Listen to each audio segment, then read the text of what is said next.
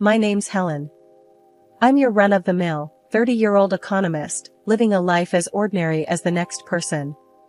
You wouldn't pick me out of a crowd. Average height, average weight, brown hair, brown eyes, I'm as regular as they come. I've always been a wallflower in the world of romance, never quite stepping into the spotlight. Men never seemed to find me particularly captivating, and to be honest, I didn't mind. I had my job at a big company, my ever-growing collection of books, and my small but tight-knit group of friends to keep me company. One day, my friends, who were more outgoing than I could ever hope to be, decided that I needed to get out more. "Helen, you gotta get out of that shell of yours," they'd said, and despite my protests, I found myself agreeing. So, I went, fully expecting to spend the evening tucked away in a corner with a glass of wine for company. At the party, amidst the cacophony of loud music and louder conversations, I noticed a tall figure weaving his way through the crowd towards me. It was a man, and not just any man. This guy was the kind of handsome that made you do a double take. His name was Ryan, and he had a certain charisma about him that was hard to ignore. I was surprised when he approached me. Men like him didn't usually notice women like me. "Hey, mind if I crash here?" he asked, pointing to the vacant chair next to me. His voice was deep, and his tone was casual, like we'd been buddies for years. I looked around, thinking he must have mistaken me for someone else. "Me?" I asked, pointing to myself. He let out a hearty laugh that somehow managed to rise above the party's noise. "Yeah, you. You ain't holding this seat for some knight in shining armor, are ya?" "No, not at all," I replied, still taken aback by his forwardness. "Please, have a seat." And so, he did. We started chatting, and I was taken aback by how easily the conversation flowed. He was an engineer, had an odd fondness for 19th century literature, and his sense of humor was as dry as a bone. He was easy to talk to, and for the first time in a long time, I felt like I was being seen. "Helen, can I ask you something?" he asked, a couple of hours into our conversation. "Sure, Ryan. What's on your mind? Why are you single? I mean, you're intelligent, you've got a wicked sense of humor, and you're not half bad to look at." "Yeah, don't give me that look, you're a catch," he said, as I started to protest. I blushed, not used to such compliments. "I guess I haven't found the right guy yet." He gave me a knowing smile. "Well, maybe your luck's about to turn." We exchanged numbers that night, and he called me the very next day, asking me out. I said yes. Ryan and I were like two peas in a pod. We hit it off right from the get-go, and soon found ourselves in a whirlwind romance. He was attentive, remembered the little things that mattered to me, like how I liked my coffee black with 2 sugars, or that I preferred scrambled eggs over fried. He even remembered the names of all the characters from my favorite book series, which was no small feat. I was falling for him, and falling hard. One day, he decided it was time for me to meet his folks. His mom, Martha, was as sweet as pie, and his dad, George, was a quiet man who let his actions do the talking. Their house was a cozy little place, filled with pictures of Ryan from his childhood to his graduation. It was clear they were proud of their boy. "Helen, you've snagged yourself a good one," Martha said, patting my hand. "We're glad our boy found you." George, a man of few words, just nodded in agreement. "You look after him, and he'll do the same for you." Their words touched me, and I felt a sense of belonging. It was like I'd been a part of their family all along. A few months into our relationship, Ryan threw me for a loop. We were having dinner at our favorite restaurant when he suddenly got down on one knee.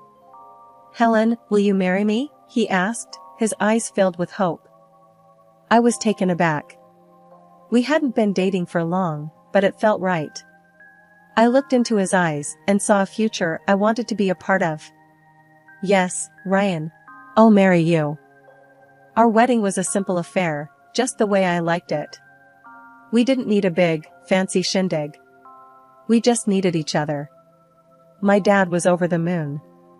He took to Ryan like a duck to water and was thrilled to see his little girl so happy. You've done good, Helen, he said, giving Ryan a hearty pat on the back. Look after my girl. I will, sir, Ryan replied, a serious look on his face. The wedding was more beautiful than I could have ever imagined. I was never the type to dream about a big white wedding, but I found myself loving every minute of it. The dress, the flowers, the vows, it was all perfect. I felt beautiful, loved, and happier than I'd ever been. I was marrying the man I loved, and I couldn't wait to start our life together. As we were leaving the church, hand in hand, Ryan turned to me and said, Helen, I've been thinking. I want us to move in with my folks. They ain't getting any younger, and they could use our help. I was surprised, but I agreed. I liked Martha and George, and I wanted to do my part. I was ready to start this new chapter of our lives. Little did I know, things were about to take a turn I never saw coming. We packed up our stuff and moved into Ryan's parents' old house. The place was ancient, a relic from another era, and it showed. The paint was peeling off the walls, the floors creaked with every step, and the roof leaked when it rained. But it was home, Ryan's childhood home, and now it was ours. Martha and George were over the moon to have us. They showered us with love and affection, so much so that it sometimes felt like they were laying it on a bit thick. But I shrugged it off, figuring they were just happy to have us around. Darn good to have you here, Helen, George would say, clapping me on the shoulder with a grin. House has been too quiet without you. Martha, always the doting mother, would fuss over us, making sure we were comfortable and had everything we needed. You two, just make yourselves at home, she'd say, bustling around the kitchen. This is your home now too. I was touched by their warmth and generosity, even if it did feel a bit over the top at times. I felt like I was part of their family, and I was excited about starting this new chapter of our lives. But then, a few weeks into our stay, Ryan dropped a bombshell. We were sitting at the dinner table, picking at our food, when he cleared his throat and said, Helen, we need to talk. I looked up, surprised. Ryan was usually so easygoing, so laid back. To see him so serious was unsettling. What's up? I asked, my heart pounding in my chest. Ryan took a deep breath and said, the house needs repairs, Helen. Serious repairs. The roof, the plumbing, the wiring, it's all shot. Mom and Dad can't afford to fix it. I was taken aback. I knew the house was old, but I didn't realize it was in such bad shape. So what do we do? I asked, my mind racing. Ryan looked at me, his eyes pleading. I was thinking, maybe we could help. You know, use my salary and part of your savings to pay for the repairs. I was floored. My savings were meant for our future, for a house of our own, for our kids' education. To spend it on fixing up Ryan's parents' house, it was a lot to ask. But then Martha started crying, and George looked at me with such hope in his eyes. I couldn't say no. So I agreed. I agreed to use my savings to fix up the house. It was a tough decision, one that I wasn't entirely comfortable with, but I did it for Ryan, for Martha, and George. I did it because it was the right thing to do. The moment the renovations on the old house kicked off, the bills started rolling in like an avalanche. Every damn day, there was a new expense, another problem that needed fixing. The roof was leaking, the plumbing was shot, the wiring was a fire hazard, the costs were piling up faster than a snowdrift in a blizzard. One evening, after a particularly grueling day of dealing with contractors and arguing over bills, Ryan and I sat down at the kitchen table, our heads in our hands. The burden of our financial troubles was bearing down on us like a 2-ton weight, and we were both feeling the strain. Helen, we're in deep, Ryan said, his voice heavy with worry. These damn repairs, they're sucking us dry. We can't keep this up. I sighed, rubbing my temples. I know, Ryan. I know. But what choice do we have? We can't just stop now. The house is a wreck. It's not safe for your folks. Ryan nodded, and then dropped another bombshell. Helen, there's something else, he said, avoiding my gaze. I've been demoted at work. My pay's been slashed. I can't put in as much for the repairs as we planned. I was floored. What? When the hell were you going to tell me this, Ryan? I asked, my voice rising in disbelief. I didn't want to stress you out more, he said, finally meeting my gaze. I thought I could handle it. Well, you thought wrong. I snapped, my anger flaring up. Now what are we going to do? We were in a real tight spot. My savings were dwindling, the bills were piling up, and now Ryan was pulling back on his share. I felt like I'd been sucker punched. Martha and George, Ryan's folks, were worried, too. They could see the stress etched on our faces, hear the worry in our voices. They felt guilty, I could tell. They didn't want to be a burden, but they didn't know how to help. One evening, after yet another heated discussion about money, George pulled me aside. Helen, he said, his voice gruff, I want you to know, we appreciate everything you're doing for us. We know it's hard on you. I looked at him, tears welling up in my eyes. George, it's not your fault. We want to help. We just didn't realize how much it would cost. George nodded, his eyes sad. I know, Helen. I know. And we're grateful. But we don't want you two to ruin yourselves over this. It's not worth it. I hugged him, tears streaming down my face. George, your family. You're worth it. Despite the financial strain, despite the stress and worry, I didn't regret our decision. We were helping Martha and George, and that was what mattered.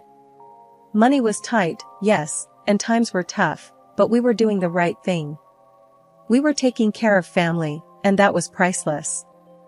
In the end, we managed to scrape by.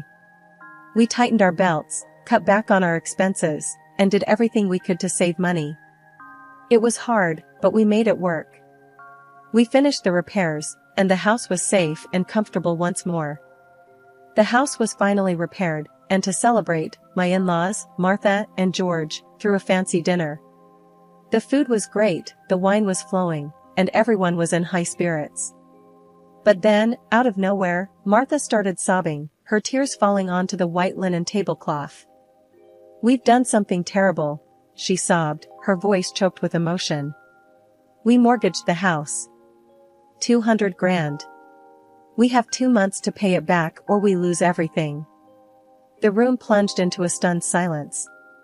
The words hung in the air like a thick fog, obscuring the joy and merriment that had filled the room just moments ago. I could feel my heart pounding in my chest, the magnitude of the situation sinking in. 200 grand? The number seemed astronomical, a figure so large it was hard to comprehend. Why would you do something like that? I managed to ask, my voice barely audible over the deafening silence. The question hung in the air, unanswered, as Martha continued to sob inconsolably. George finally spoke. We didn't have a choice, dear, he said, his voice somber. Some years ago, I got into a difficult situation, it was a matter of life or death. We thought we could handle it, but we were wrong. As the reality of the situation began to sink in, I turned to my husband, Ryan, seeking some form of reassurance. But he just sat there, his face as white as the pristine tablecloth, his eyes wide with shock. We're screwed, he finally muttered, his voice barely a whisper. We can't pay that back. Not in 2 months. Then, as if a switch had been flipped, Ryan's demeanor changed. His shock gave way to a cunning glint in his eyes. Your dad could help us out, right, Helen? He's got money. I felt a wave of disbelief wash over me. You want me to ask my dad for money? I asked incredulously. That's your solution? Ryan's face hardened, his eyes cold and calculating.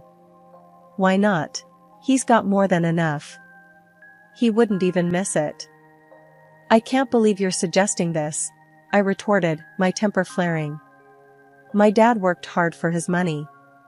It's not our place to ask him for help. Suddenly, Martha and George were on Ryan's side, their faces morphing from loving parents into stern accusers. "Don't you care about us, Helen?" Martha asked, her voice filled with disappointment. "Don't you want to help us?" The pressure was immense. I felt cornered, trapped. "Of course I care, but—" "But nothing," Ryan interrupted, his voice devoid of any warmth. "You either help us, or you don't. It's as simple as that." Tears welled up in my eyes, blurring my vision. I was being manipulated, coerced into making a decision I didn't want to. But in the face of their relentless pressure, I saw no other choice. "Fine," I conceded, my voice barely a whisper. "I'll ask my dad." A wave of relief washed over Ryan's face. "Thank you, Helen. You're saving us." But I didn't feel like a savior. I felt like a pawn in a cruel game of chess, maneuvered and manipulated at will. As I looked around the room, at the faces of my new family, a pang of regret pierced my heart. What had I gotten myself into? The night that was supposed to be a celebration had turned into a nightmare, and I couldn't help but wonder what the future held for us. I remember the day as if it was yesterday. I was sitting across from my father, asking for a favor. I needed to borrow money to pay off my in-laws' debt. His eyes, usually full of warmth, were serious as he listened to my plea. "I'll lend them the money, Helen," he said after a long silence, "but only if Ryan signs a receipt." I was taken aback.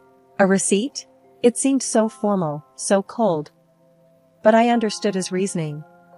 He was a businessman, after all. He believed in doing things the right way, in black and white. Ryan, however, was clearly unhappy with this decision. He grumbled and complained, but eventually agreed.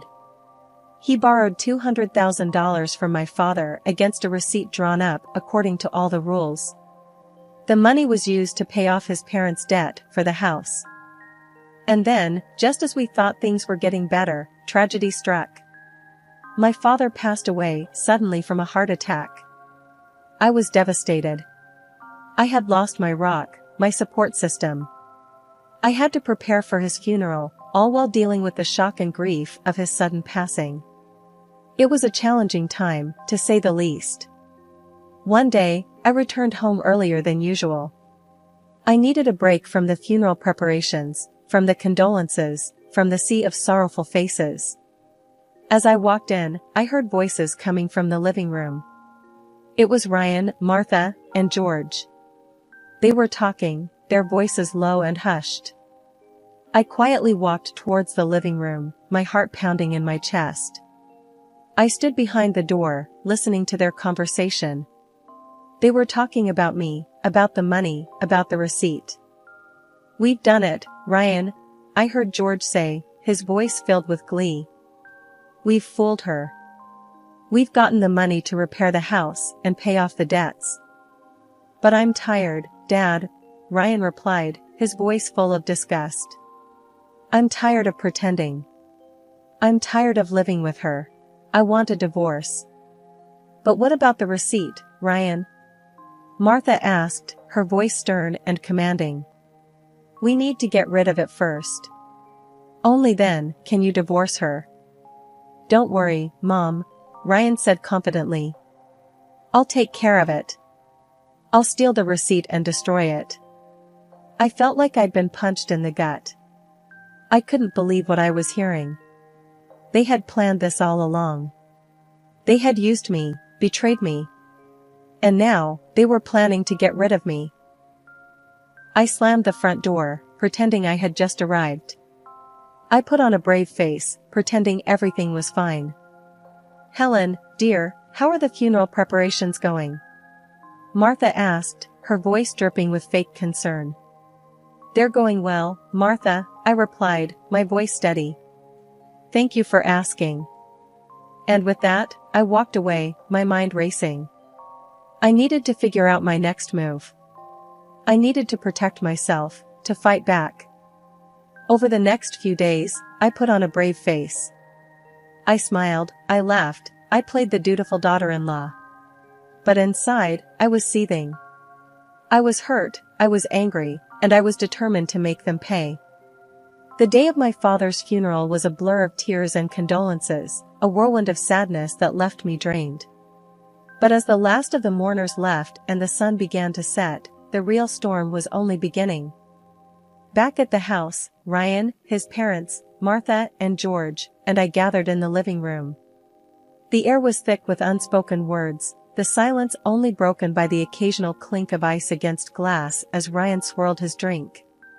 I watched them from the corner of my eye, their faces a mask of sympathy and concern. But I knew better. Suddenly, Ryan broke the silence.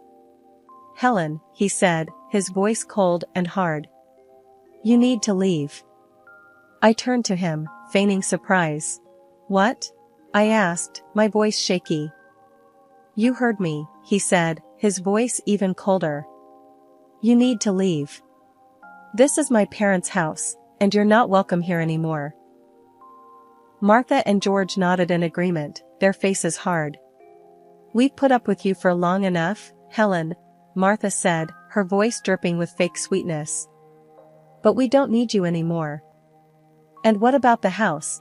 I asked, pretending to be shocked. "The money I lent you for the house?" Martha laughed, a harsh, cruel laugh that echoed around the room. "This house?" she scoffed.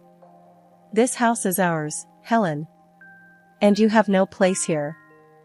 Ryan joined in her laughter, a cruel smile playing on his lips. "And about that money, Helen," he said, his voice filled with mockery. "I found those receipts at your father's house. And I destroyed them." His words hung in the air, a declaration of his deceit. But instead of breaking down, instead of giving in to the despair, I did something unexpected. I laughed. My laughter filled the room, a stark contrast to the heavy silence. Ryan, Martha, and George stared at me, their faces a picture of shock and confusion. You knew?" Ryan stammered, his face pale. I nodded, my laughter subsiding. "I knew," I said, my voice steady. "I knew about your plans, about your deceit. But the receipts?" George stammered, his face pale. "We destroyed them." I shook my head, a smile playing on my lips. "Those were just copies, George," I said, my voice calm. "The real ones are with my lawyer." Ryan and George exchanged a glance, their faces pale. I could see the fear in their eyes. They knew they were cornered. You want the money back?" Ryan asked, his voice shaky. "I want it back, Ryan," I said, my voice firm. "And I want it now. Otherwise, I'm going to the police." Ryan and George paled even more, their eyes wide with fear. "Helen, please," George pleaded. We can work something out." I shook my head, my resolve unwavering. "No, George," I said, my voice steady. "You had your chance. Now, it's time to pay." After a long silence, Ryan finally spoke. We'll give you the house," he said, his voice shaky. "In exchange for the IOUs." I nodded, satisfied. "Good," I said, my voice calm. "I'll have my lawyer draw up the papers." And with that, I stood up and walked out of the room, leaving them in stunned silence. I had done it. I had confronted them, I had exposed their deceit, I had won. A few weeks later, I watched from the window as Ryan and his parents packed their belongings into a moving van. They were leaving their home, their house. My house now. I couldn't help but smile as I watched them drive away, their faces a picture of defeat. I was free. Free from their manipulation, free from their deceit. I had won. I had taken back control of my life. And as I closed the door to my new house, I knew that I was finally ready to move on, to start a new chapter in my life. And so, as the sun set and the stars began to twinkle in the sky, I sat down in my new living room, a sense of peace washing over me. I had faced my fears, I had stood up for myself, I had won. And as I looked around my new home, I knew that I was stronger than I had ever been. I was a survivor, a fighter. And I was ready for whatever came next.